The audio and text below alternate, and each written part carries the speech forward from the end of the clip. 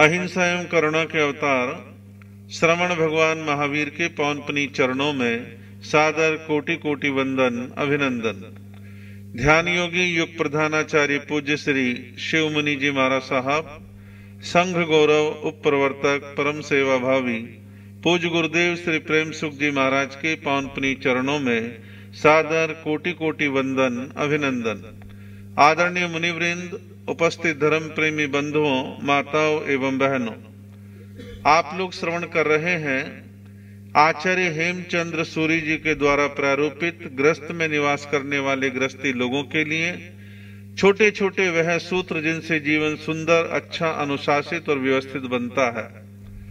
और वो 35 प्रकार के बोल हैं जिनको बोलते हैं 35 प्रकार के मार्गानुसारी बोल, जिनमें अगला सूत्र जो है आगे बतलाया गया है वो आम गृहस्थ से संबंधित गृहस्थ का एक आवश्यक कर्म है जो आमतौर पर अधिकांश गृहस्थी किया करते हैं, और वो है विवाह, शादी। तो विवाह शादी का बंधन कैसे क्या होता है, क्या नहीं होता, इसके बारे में उस महान आचार्य ने व्यवहारिक दृष्टि से एक सूत्र दिया है। कुल शील समय सार्धम कृतोद्वाहन्य गोत्र जही। इस सूत्र में वो महान आचार्य एक मार्गदर्शन करते कहते हैं कि समान कुल शील वाले तथा अन्य गोत्र में उत्पन्न हुए बालक बालिका के साथ उस परिवार के साथ विवाह का बंधन करे, यानी शादी करे। आप कहोगे कि शादी विवाह की क्या बात यहां आ गई है। एक ध्यान रखें, शादी का विधान मैं नहीं कर रहा। इस सूत्र में जो उस आचार्य ने 1000 साल पहले कहा था वो बात आ रही है, और ये बात है व्यवहार के धरातल की कि गृहस्थ के जीवन में एक सुख शांति का वातावरण बना रहे, तो वह अपने बेटा बेटियों की शादी कहां पर करे। तो इसके लिए कहा है कि समान कुल और शील वालों में शादी करें और अन्य गोत्र वालों के यहां पर शादी करे, समान गोत्र वालों में शादी ना करे। विवाह एक गृहस्थ का महत्वपूर्ण कर्म है। गृहस्थ में से कोई यदा कदा आधा % मुश्किल से वह दीक्षा लेते हैं, संयम लेते हैं, संन्यास लेते हैं, लेकिन ज्यादातर तो गृहस्थ में ही रहते हैं। तो जब गृहस्थ में ही रहना है और गृहस्थ के कार्यों में जुटना है तो उसमें विवाह भी एक संस्कार माना गया है। और विवाह को जो एक जिम्मेदारी का, दायित्व का एक रूप माना है, तो इसमें कई बातें जुड़ जाती हैं कि भाई शादी विवाह देख के भाल करके समानता के साथ शादी करो, क्योंकि शादी शादी ही नहीं, उसके साथ और बहुत सारे दायित्व जुड़ जाते हैं। उसमें धार्मिक जिम्मेदारियां भी बाद में जुड़ती हैं, सामाजिक जिम्मेदारियां भी जुड़ती हैं, और भी बहुत सारी चीजें जुड़ जाती हैं। तो ऐसे में शादी विवाह को देखभाल करके करना चाहिए। विवाह के बारे में, शादी के बारे में कई प्रकार बतलाए गए हैं कि शादी के क्या क्या प्रकार होते हैं। तो पुराने साहित्य के आधार पर कहा कि भाई एक शब्द है विवाह। विवाह का जो अर्थ है वो है वि जमा वहा।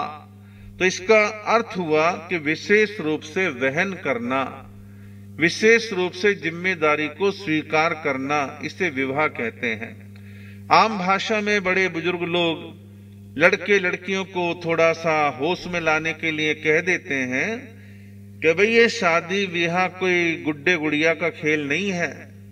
जब वो ये कहते हैं कि शादी विवाह कोई गुड्डे गुड़िया का खेल नहीं है, तो इसका मतलब ये है कि एक गंभीर जिम्मेदारी है, और गंभीर जिम्मेदारी को निभाने के लिए अपने मन को, अपने वातावरण को तुम तैयार रखो तो शादी में आओ, यानी शादी के बंधन में बंधो, नहीं तो आप दूर रहो।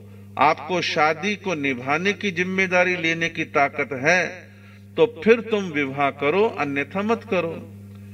आज के समय में आप और हम सभी एक चीज देखते हैं, रिश्ते वाले आ रहे हैं, घर वाले कहते हैं बेटा बेटी से भाई शादी के लिए मन बनाओ। वो कहते हैं नहीं, अभी हमें अपना फ्यूचर बनाना है, हमें अपना करियर बनाना है, अभी हमारी एजुकेशन पूरी नहीं हुई। एजुकेशन पूरी होगी तो हम 4 पैसे कमाने वाले तो हो जाएं। अपने लिए और अपने आने वाली के लिए कम से कम इतना पैसा तो हमारे पास हो कि हम गृहस्थ धर्म की जो आवश्यक चीजें हैं, खर्चे हैं, व्यवस्थाएं हैं, उनका तो हम परिपालन कर सकें। अब वो जमाने गए कि भाई संयुक्त परिवार है और घर में सबका साझा काम चल रहा है, एक ही दूल्हे राजा जी नहीं कमा रहे तो क्या फर्क पड़ता है। नहीं, अब लड़की वाला ही तैयार नहीं होगा, वो इंटरव्यू में सारी बातें पूछ लेता को कमाता धमाता है नहीं। और बहुत सारे तो इतने आगे तक पहुंच जाए, कहते इसके नाम है या नहीं, दुकान मकान कुछ इसके नाम है, इसका कुछ हिस्सा पत्ती मिलेगा। इस प्रकार की जानकारी लेते हैं। तो विवाह का मतलब है विशेष रूप से वहन यानी जिम्मेदारी करने की ताकत आप में है तो विवाह करना चाहिए। तो ये दोनों पक्षों पर बात लागू होती है, क्योंकि लड़की की भी जिम्मेदारी है।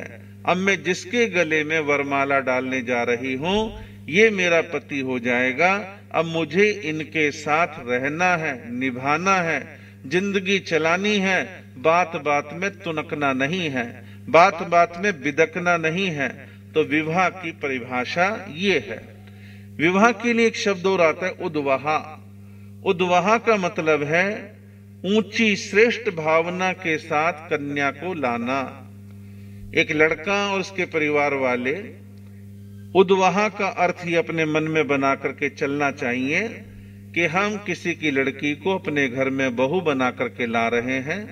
लड़का ये सोचे कि हम किसी दूसरे की कन्या को अपनी पत्नी बना करके ला रहे हैं, तो हम श्रेष्ठ भावना के साथ लाएं। ये नहीं कि कोई भाड़े की लेकर के आ रहे हैं, कोई दासी लेके आ रहे हैं, कोई घर में झाड़ू पोंछे वाली लेके आ रहे, नहीं, वो मेरी अर्धांगनी होगी, वो मेरी जीवन संगनी होगी, जिंदगी भर का साथ निभाना है, उसके मान सम्मान का भी मुझे ध्यान रखना है, उसके प्रति स्नेह और समर्पण का भाव भी रखना है। इस प्रकार ऊंची श्रेष्ठ भावनाओं के साथ किसी की लड़की को लाना, इसे कहते हैं उद्वाहा। तीसरा शब्द है शादी विवाह के लिए परिणय। परिणय काफी प्रचलित शब्द है, लिखने पढ़ने में आज भी लगभग आता है। परिणय का मतलब है समस्त जिम्मेदारी के साथ निभाना, समस्त जिम्मेदारी के साथ निभाना।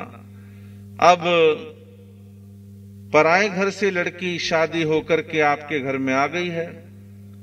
अब पहली बात तो है कि जब आई है तो आप उसे मनसा वाचा कर्मणा स्वीकार करो, और स्वीकार करके आप दोनों यानी पति पत्नी इतने प्रेम और स्नेह से रहें कि छोटी छोटी बातों पर विवाद ना हो।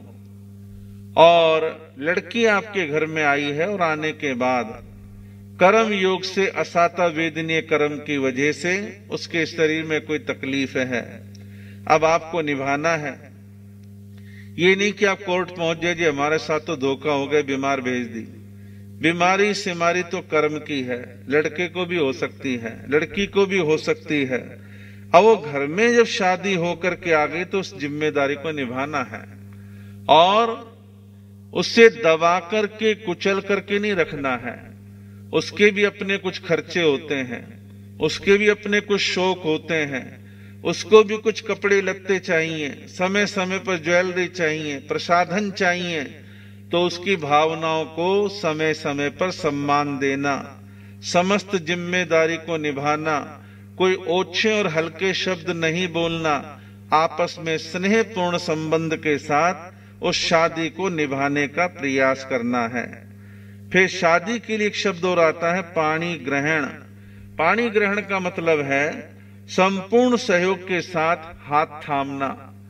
जब पाणी ग्रहण यानी पाणी कहते हैं हाथ को, विवाह संस्कार के दौरान मंडे पर लड़का लड़की के हाथ को अपने हाथ में स्वीकार करता है, पाणी हाथ को ग्रहण करता है।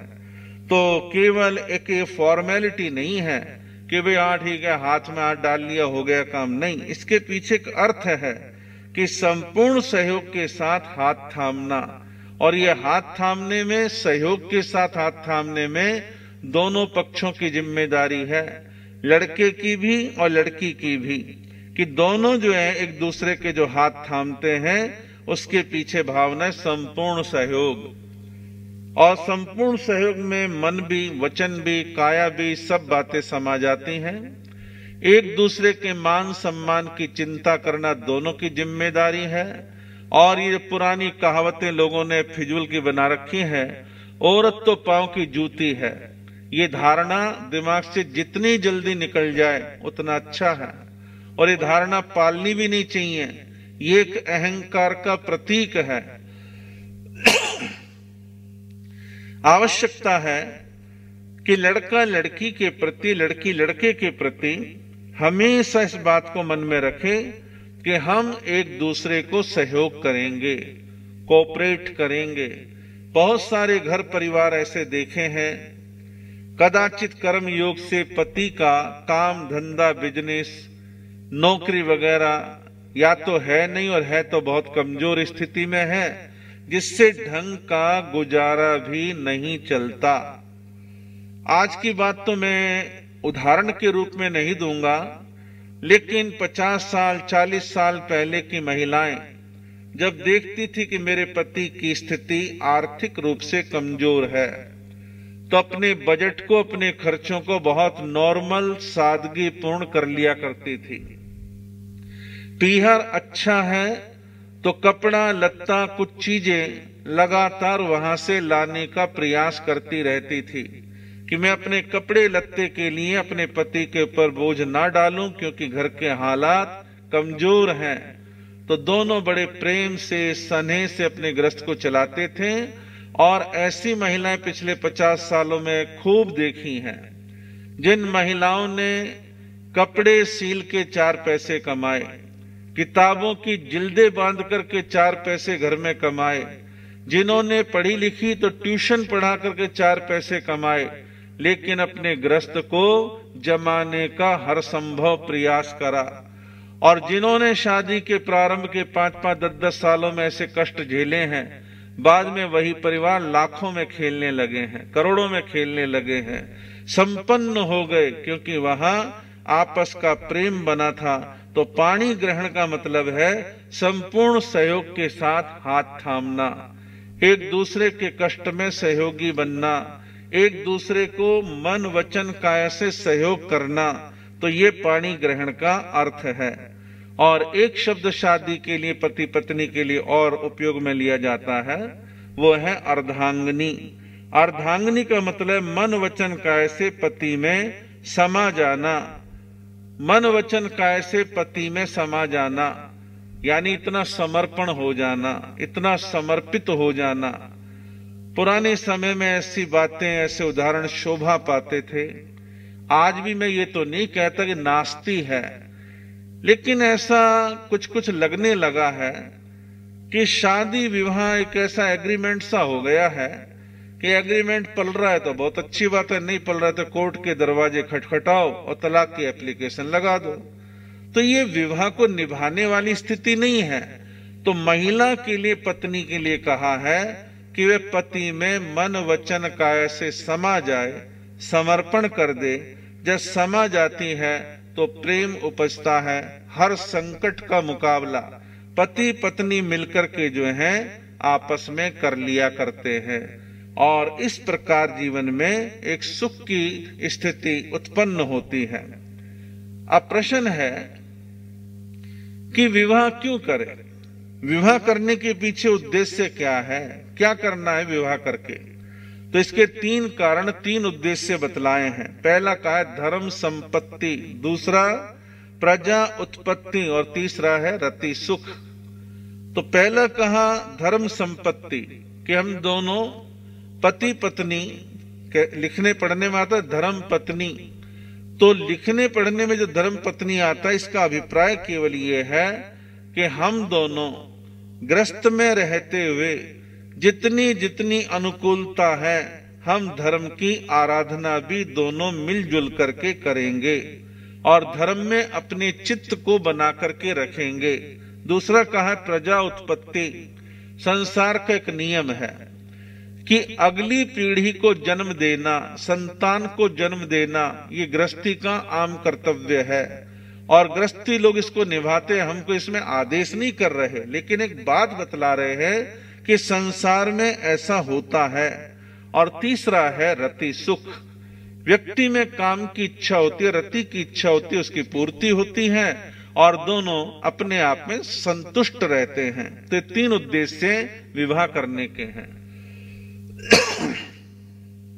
आज के बढ़ते भौतिक वातावरण में, भौतिकवाद की चकाचौंध में, या यूं कह लो कि अपने स्वार्थों में अंधे होकर के कहीं कहीं दुनिया में, परसेंटेज थोड़ा है लेकिन कहीं कहीं दुनिया में, हमारे देश में भी हो सकता है, कुछ लोगों के मनों में, लड़के लड़कियों के मनों में ख्याल आने लगा है कि शादी के बंधन में बंधना कोई जरूरी है, मत बंधो शादी के बंधन में, ऐसा वो सोचते हैं। कहते हैं जब कभी भोग विलास की इच्छा हो किसी से संपर्क कर लो और जब तक आपका निभरा निभ लो और नहीं तो फिर आगे चल दो। लेकिन ये चीजें सामाजिक ताने बाने को तहस नहस करने वाली सोच है और ये सोच लंबे समय तक चलने वाली नहीं है।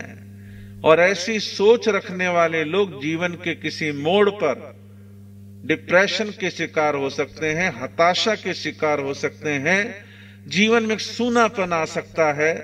जीवन को सही ढंग से चलाने के लिए आम संसारिक व्यक्ति गृहस्थी बसाता है, बाल बच्चों की शादियां करता है और अपने जीवन को ऐसे ही चलाता है। तो ये शादी विवाह करने के तीन उद्देश्य बतलाए गए हैं। हमारे यहाँ पर ज्ञाता धर्म कथांग सूत्र में भगवान महावीर के प्रमुख श्रावकों का वर्णन आता है। तो उसमें एक श्रावक का वर्णन आता है जिनका नाम है शकडाल पुत्र, और शकडाल पुत्र की पत्नी का नाम अग्निमित्रा। तो ऐसा शास्त्रों में इनके लिए पर्टिकुलर शब्दों का उपयोग आता है कि वो आपस में पति पत्नी कैसे हैं। तो कहा धर्म सहायक, धर्म के साथी, धर्म में अनुरुक्त और सुख दुख में साथी। चार बातें कही हैं कि वो दोनों पति पत्नी शकडाल पुत्र और उनकी पत्नी अग्निमित्रा, दोनों में क्या था? धर्म सहायक। दोनों एक दूसरे के धर्म पालन में, धर्म निभाने में सहायक बनते थे, विरोधी नहीं थे, अपोजिट नहीं थे, टांग खिंचाई नहीं करते थे। काफी घरों में कभी देखने में आता, ज्यादातर पत्नी यानी कि महिलाएं धर्म कर्म में थोड़ी सी आगे होती हैं, कहीं कहीं पर महिलाएं थोड़ी कम होती हैं और पुरुष थोड़े से आगे होते हैं। और ये भी देखने में आता, अनुभव में आता है कि महिला डेली सामायिक करना चाहती है, डेली प्रवचन में जाना चाहती है और समय समय पर उपवास, बेला तेला ठाई वगैरह करना चाहती है। और पति कहता खबरदार, कोई तप करने की जरूरत नहीं है और वह ठीक है, सूक्ष्म धर्म ध्यान कर लिया करो, रोज रोज जाने की जरूरत नहीं है और कोई प्रवचन सुनने की जरूरत नहीं है। इस प्रकार बाधा पहुंचाते हैं। अब मान लो वो लड़की पीहर पक्ष में काफी कुछ धर्म कर्म सीख करके आई, वहां का वातावरण उसने 18, 19, 20, 21, 22 साल की उम्र तक देखा है। तो जब उसका पति रोक लगाता है तो मन कचोटता है, रोता है, दुखी होती हैं, छुप छुप के करती हैं और मन बड़ा कुंठित हो जाता है। और कई जगह इससे उल्टी गंगा बहती है। पति जो है धर्म कर्म करना चाहते हो, ताने मारती रहती है, तुम्हें यही काम मिल गया, जब देखो तब देखो मंदिर थानक में लगे रहते हो, महाराज सुहाता रहता है, वहीं जाते रहते हो, कभी घर का भी ध्यान रख लिया करो। इस प्रकार के टकराव बढ़ते हैं। तो कहा है कि दोनों पति पत्नी कैसे थे? धर्म सहायक थे। और ऐसे भी जोड़े देखे हैं और खूब दिखते हैं कि दोनों पति पत्नी पूरे मन वचन काया से धर्म ध्यान में लगे रहते हैं, बच्चों को संस्कार डालने की कोशिश करते हैं, एक दूसरे को प्रोत्साहित करते हैं, हिम्मत बंधाते हैं और तपस्या हो, सामायिक संवर हो, स्वाध्याय हो, दर्शन करने जाना है, जोड़े से जा रहे हैं, तो इस प्रकार की भावना वाले भी हैं। तो आवश्यकता है कि पति पत्नी गृहस्थ के अंदर कैसे रहें, शगडाल पुत्र उनकी पत्नी की तरह धर्म में सहायक रहें। फिर कहा धर्म में साथी। साथी का मतलब साथ साथ। हमारे यहाँ एक शब्द बड़ा प्रचलन में आता है, भाई जोड़े से अठाई करी है। पति पत्नी ने जोड़े से अठाई करी है। ये दोनों पति पत्नी डेली सामायिक करने के लिए आते हैं, प्रवचन सुनने के लिए आते हैं। जब देखो दोनों ही दर्शन करने के लिए जाते हैं, तो यानी कि धर्म में साथ साथ चलना, धर्म में साथी। फिर कहा धर्म में अनुरक्त, यानी धर्म में रुचि का दोनों का होना। फिर कहा है सुख दुख में साथी, कि सुख दुख में साथी बने। ये नहीं कि दुख के दिन आ गए तो टाटा बाय बाय कर ली। पति के घर में भरपूर कमाई नहीं है, गृहस्थ का खर्चा भी चलना थोड़ा कठिन हो रहा है, तो ठीक है जी, जब तुम अच्छा सा कमाओगे बता देना, इतने में पीहर जा रही हूं, साल 2 साल 3 साल में तुम्हारा काम सेट हो जाए मुझे बता देना। ये अच्छी बात नहीं है। पति को कोई रोग लग गया, बीमारी लग गई, तो कहना तुम तो पहले से बीमार थे, तुम्हारे घर वाले छुपा रखा था और मैं तुम्हारे साथ रहने के लिए तैयार नहीं हूं। मेरे माँ बाप बड़े पैसे वाले हैं, दूसरी तीसरी शादी कर देंगे और मैं तुम्हारे साथ नहीं रहूंगी। या पति कहे तेरे को तो टीबी की बीमारी है, तेरे को तो फला प्रकार की बीमारी है और मैं तेरे साथ निभाने वाला नहीं हूं, तो अपने जा पीहर में करा अपना इलाज। इस प्रकार की स्थितियां अच्छी नहीं है। सुख दुख में साथी, चाहे वह हारी बीमारी हो, चाहे आर्थिक संकट हो, चाहे कोई मानसिक तनाव का संकट हो, तो एक दूसरे का साथ निभाना चाहिए। तो ये विवाह करने की जो एक विशुद्ध भावनाएं हैं, ये विशुद्ध भावनाएं बतलाई गई हैं। अब बात आती है कि वे शादी विवाह की कोई शुरुआत कभी हुई थी क्या? शादी विवाह के प्रारंभ होने का एक इतिहास हमारे जैन मत के अनुसार प्राप्त होता है, और यूं तो दुनिया में सबके अपने अपने इतिहास हैं। ऐसा कहते हैं अंतिम कुलकर हुए हैं नाभि राया। तो नाभि राया जब हुए हैं तो जमाने में जो हमारा जैन इतिहास में मान्यता है, उस जमाने में यौगलिक परंपरा थी। यौगलिक परंपरा कहते हैं, युगल कहते हैं जोड़े को, कि जोड़े के रूप में बच्चों का जन्म होता था। और वो जोड़ा क्या होता था? एक लड़का और एक लड़की। लड़का लड़की का जन्म होता था और धीरे धीरे उनकी उम्र बढ़ती थी और एक निश्चित समय आने के बाद वो लड़का लड़की पति पत्नी जैसा व्यवहार करना शुरू कर देते थे। फिर उनसे भी एक युगल पैदा होता था, फिर वो भी ऐसा व्यवहार करते थे। लेकिन धीरे धीरे धीरे धीरे काल के प्रभाव से, समय के प्रभाव से एक बार एक यौगलिक की मृत्यु जो है पहले हो गई और युगल जोड़ा भंग हो गया। इस प्रकार युगल जोड़ा भंग हो गया तो फिर नाभि राया ने अलग अलग जोड़ों के विवाह का सूत्रपात किया, प्रारंभ किया। इस प्रकार की स्थिति जो है विवाह के बारे में सुनने में आती है, पढ़ने में आती है कि ऐसी एक प्राचीन प्रथा जो है शादी विवाह के इतिहास की मानी गई है। फिर इस विवाह प्रथा का काल क्रम के अनुसार धीरे धीरे विकास होने लगा। समाज में जातियां बनने लगी, कुल बनने लगे, गोत्र बनने लगे, तो ये सारी स्थितियां बनने लगी। तो जमाने में जब भगवान ऋषभदेव का जमाना था तो जाति कुल गोत्र वगैरह के ऐसे कोई खास बंधन थे नहीं, और इसी प्रकार से जीवन सहज रूप से जो है चल रहा था। लेकिन आगे आगे सब चीजों में बड़ा परिवर्तन होता रहा। शादी विवाह का स्वरूप भी जो है परिवर्तित होता रहा काल के प्रभाव से। और यहां पर एक बात पर जोर दिया है कि समान गोत्र वाले में विवाह ना करें। लेकिन एक जमाना था कि समान गोत्र वाले में विवाह हो जाता था। उदाहरण है कुछ ऐसे, सत्यभामा और श्री कृष्ण दोनों समान गोत्र के थे, उनमें विवाह हुआ। भगवान महावीर की पुत्री और पुत्री प्रियदर्शना का विवाह भांजे जमाली के साथ हुआ। तो ये सब जो है आज के जमाने में तो बहुत कल्पना भी नहीं कर सकते हैं। तो इस प्रकार से चीजों में काल के प्रभाव से परिवर्तन आता है। फिर जब मध्यम काल आया तो उसमें कुछ परिवर्तन हुए।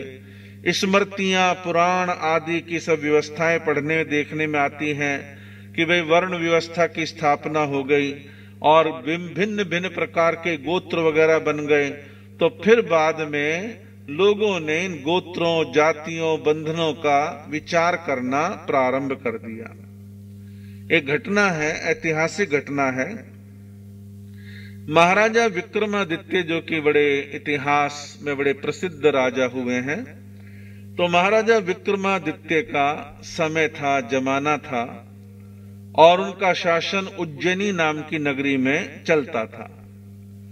तो दो पड़ोसी थे और दोनों पड़ोसियों की उम्र लगभग बराबर सी, मामूली अंतर्भेद के साथ बराबर सी ही थी। दोनों में प्रेम था, प्यार था, सुबह शाम मिलते थे, घूमने जाते थे। लेकिन दोनों मित्रों के यहां पर बारी बारी कुछ समय के अंतर पर दोनों की पत्नियां गर्भवती हुई और दोनों की पत्नियों ने बच्चों को जन्म दिया। एक के यहां पर बेटे ने जन्म लिया और एक के यहां पर बेटी ने जन्म लिया। अब बच्चे भी बड़े होने लगे, बड़े लोग भी धीरे धीरे अपने जीवन को आगे चला रहे हैं। तो कुछ समय बीतने के बाद एक घटना घटी कि लड़के के जो पिताजी थे उनकी अचानक मृत्यु हो गई। उनकी मृत्यु हो गई, बच्चे अभी छोटे हैं। अब समय का फेर ऐसा कि जब तक सिर पर पिताजी थे, काम धंधा, व्यापार, रुपया पैसा सब घर में मौज बहार थी। पिताजी के स्वर्गवास के बाद जिनसे पैसा लेना था उन लोगों ने पेमेंट देने से इनकार कर दिया, नानुक्कड़ प्रारंभ कर दी। मुनीमों के मन में भी पाप आ गया, उन्होंने भी खूब उनको आर्थिक नुकसान पहुंचाया। परिणाम ये निकला कि लड़के वालों के घर में आर्थिक दिक्कतें पैदा हो गई, पैसे का संकट पैदा हो गया। तो हुआ क्या था, लड़के के पिता और लड़की के पिता ने आपस में बहुत पहले ये कहा, देखो भाई, हम दोनों दोस्त हैं, मित्र हैं, हमारा कितना प्यार है। अब हमारे भी बच्चे हो गए हैं और हम तुम्हारी बेटी को, तुम हमारे लड़के को आराम से देखते हो। दोनों बच्चे सुंदर हैं, सुशील हैं, बढ़ रहे हैं, पढ़ रहे हैं।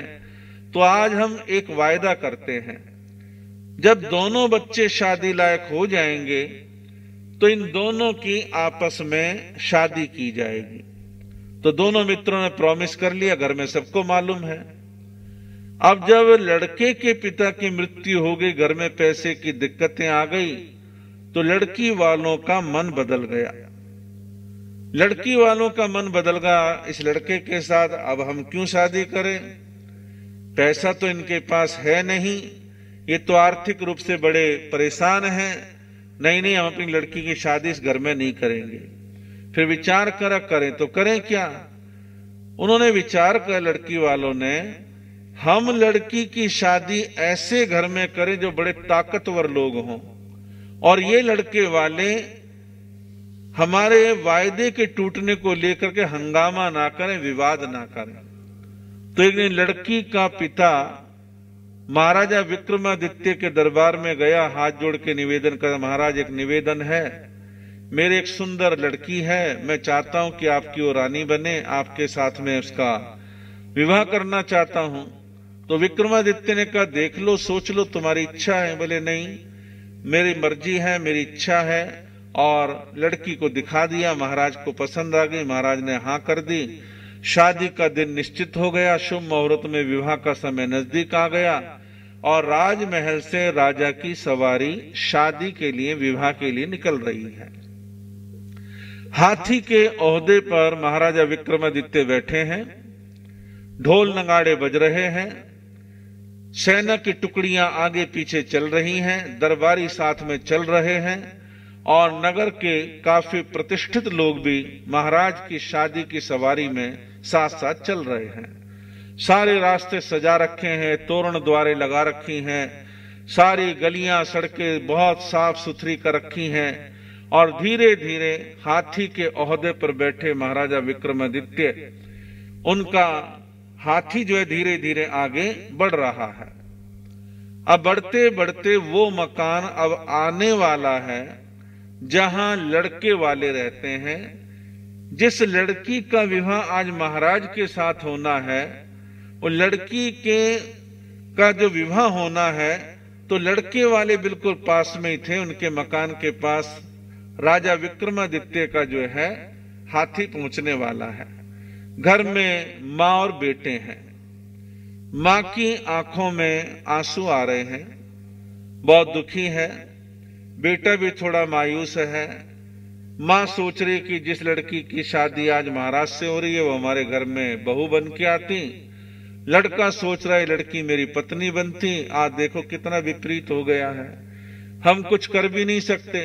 खैर, थोड़ी देर के बाद जब महाराजा विक्रमादित्य का हाथी उनके घर के नजदीक पहुंचा तो उस महिला से रहा नहीं गया। उसकी आंखों में आंसू तो थे ही और रोने लगी, आवाज बाहर तक आने लगी।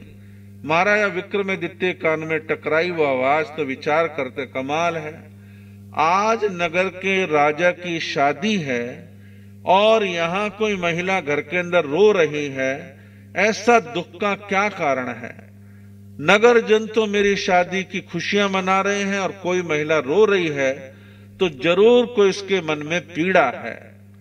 तो महाराज ने अंदर किसी को भेजा, का पता करो कोई महिला क्यों रो रही है। तो राज कर्मचारी ने कहा कि महाराज ने पूछवाया है कि आप क्यों रोती हो।